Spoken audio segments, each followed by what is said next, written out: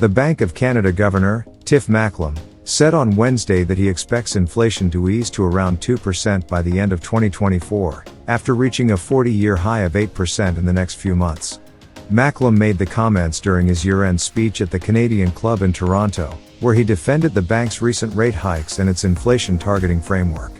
He said the bank has to act to keep inflation expectations well anchored, as high and persistent inflation could hurt the economy and the purchasing power of Canadians. He said, "We have to act to keep inflation expectations well anchored. If we don't, inflation could become more persistent and more difficult to control."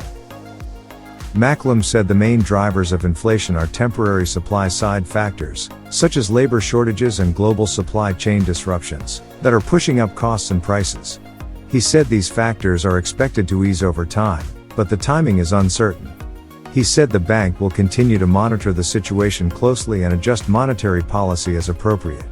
The bank has raised its key interest rate by 1.25 percentage points since March, from 0.25% to 2.5%, in a bid to cool down the overheated economy and bring inflation under control. Macklem said the rate hikes were necessary to slow demand and allow supply time to catch up and price pressures to ease.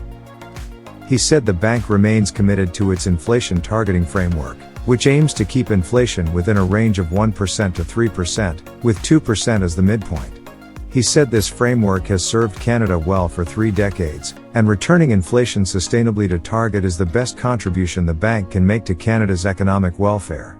Returning inflation sustainably to target is the best contribution we can make to Canada's economic welfare, he said.